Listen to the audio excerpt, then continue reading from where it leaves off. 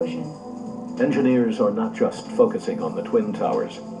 The most disturbing structural event was not that the Twin Towers fell, but that Tower 7, ignited by flying debris, fell due to fire alone. Building 7 was a steel frame building, and is the first steel frame building that has collapsed due to fire.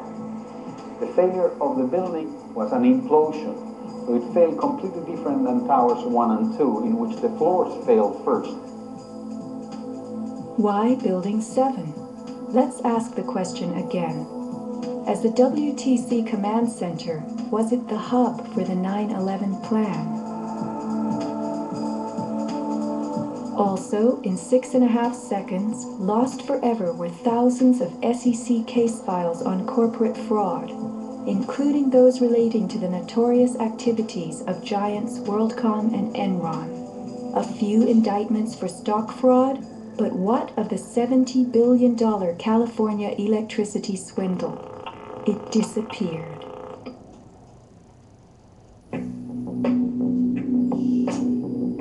No one died in the collapse of Building 7. It was vacated well in advance of its implosion, but not the Twin Towers.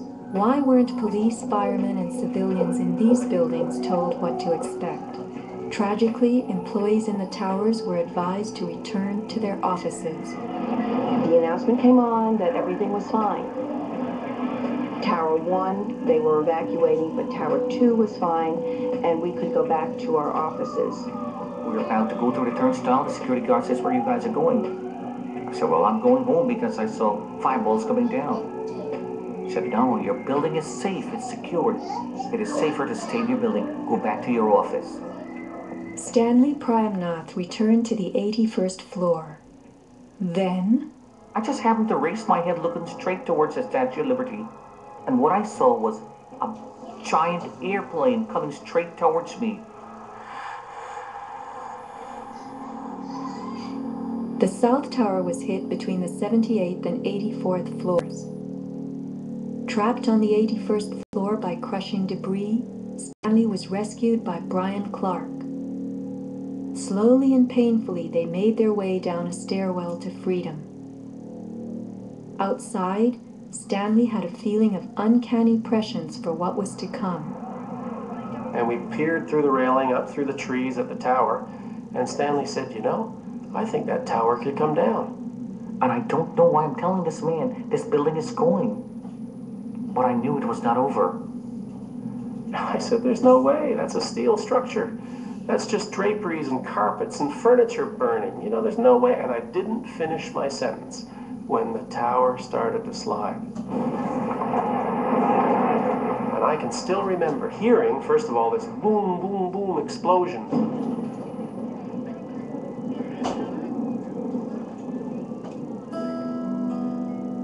Not all were blessed with intuition or foresight.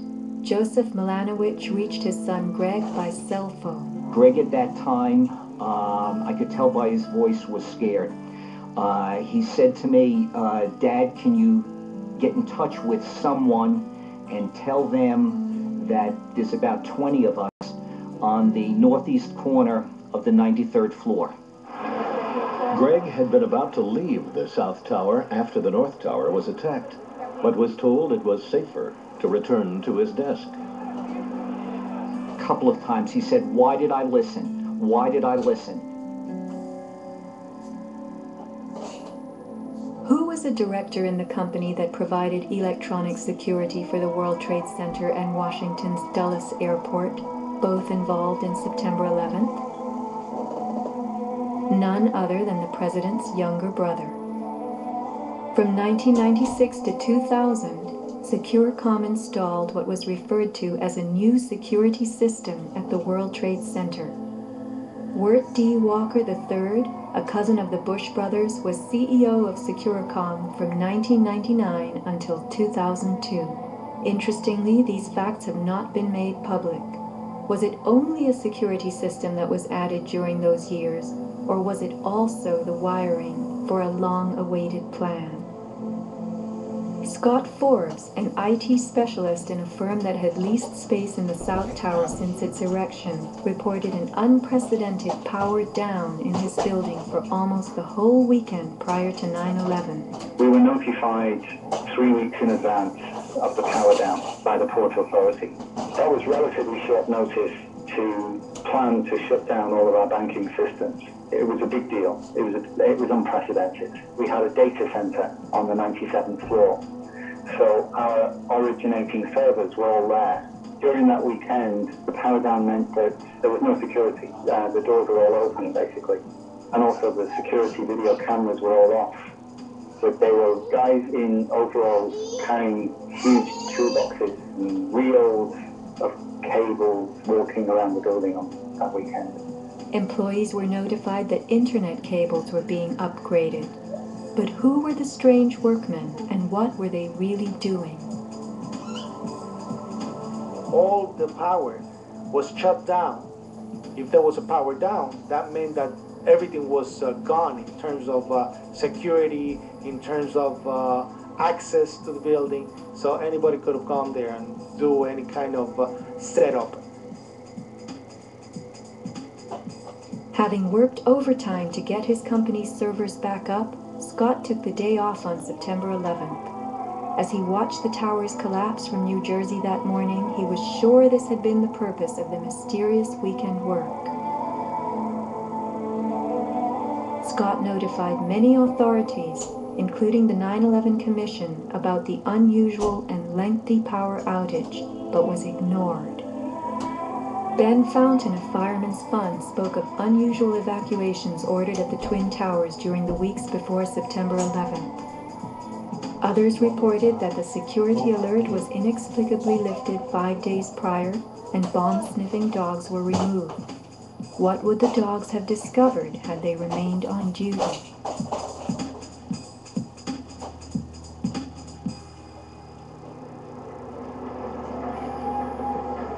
Not long after the disaster, Lower Manhattan saw banners like this one.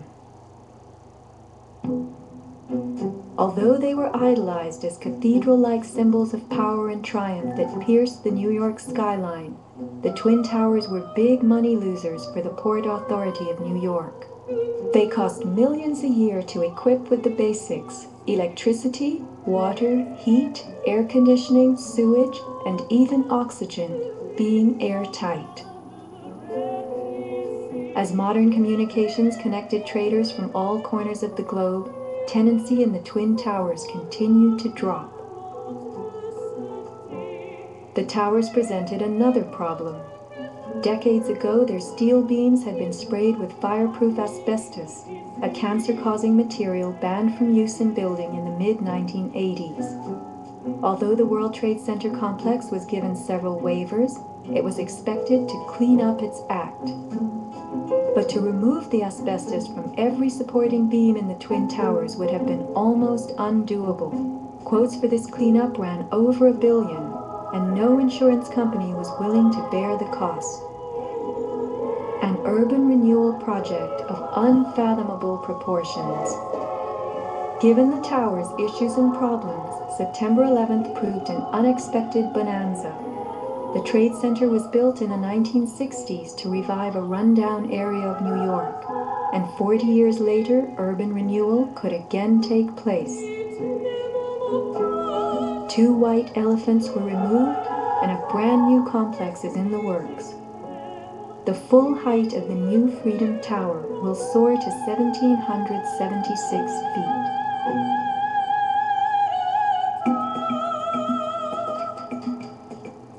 The suffocating dust that engulfed Manhattan was much more than dust. It was pulverized concrete, glass, metals containing lead, mercury, dioxins, benzene, and of course asbestos. None of that was healthy for any living thing.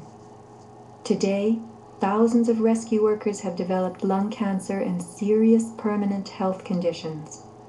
And the rescue dogs continue to die. What you had was a ground-level municipal incinerator that smoldered for months, burning up the most heavily computerized building in the world.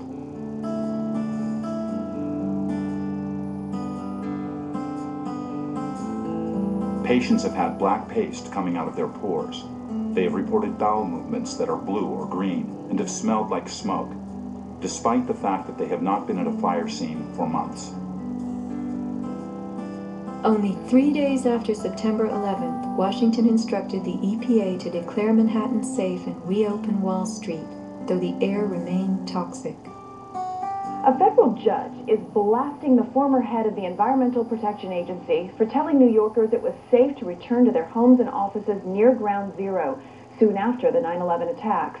The judge called Christine Todd Whitman's actions, quote, conscience shocking, and refused to grant her... It was documented that the White House ordered EPA to tell these lies, to downplay the seriousness of the environmental hazards. In addition, 9/11 first responders who have fallen ill and applied for aid have been denied.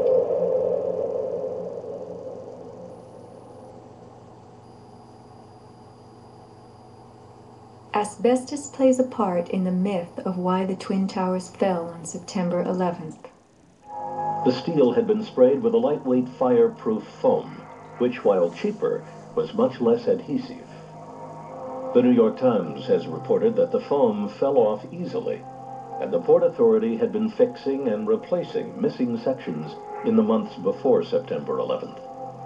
But even if the fireproofing had been perfectly applied, the impact of the plane crashing into the North Tower was so powerful, it simply blew most of it off, allowing the fire to attack the steel beneath.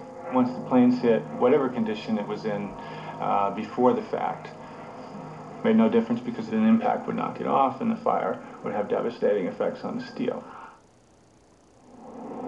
One good smack from a jet plane and the puffs of asbestos are all blown off the steel.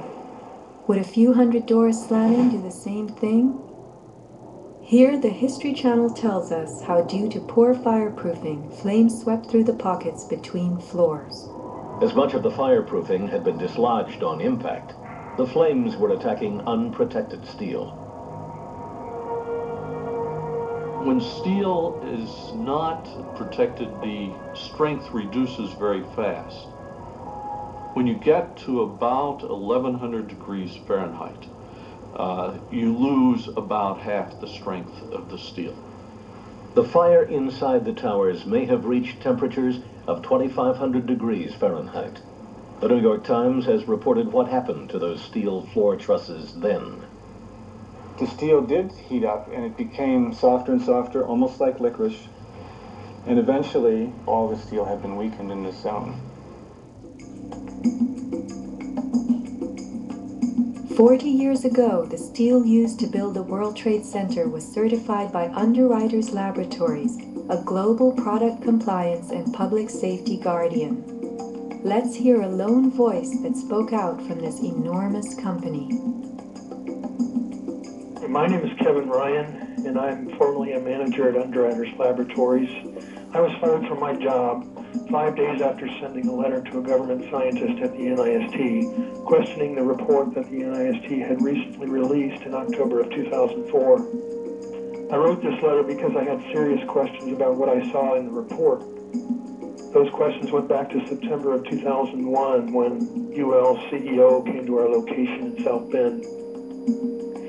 He told our entire staff that the World Trade Center steel had been certified by UL, and he said that we should be proud of how long the buildings had stood. Over the next 2 years, I did some research and found some very disturbing facts, including that the steel had been disposed of in an unprecedented manner.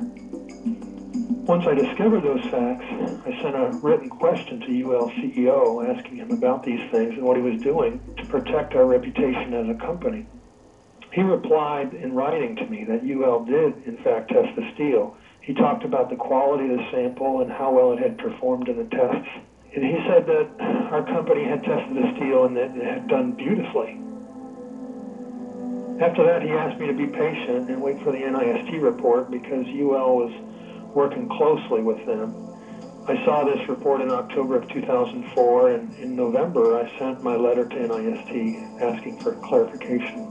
I felt it was an obligation on my part to ask the questions, since no one else seemed to care to. After the 1993 bombing, the fireproofing in both buildings was updated considerably. But when you look at the NIST report, you don't see any testing that showed that a 760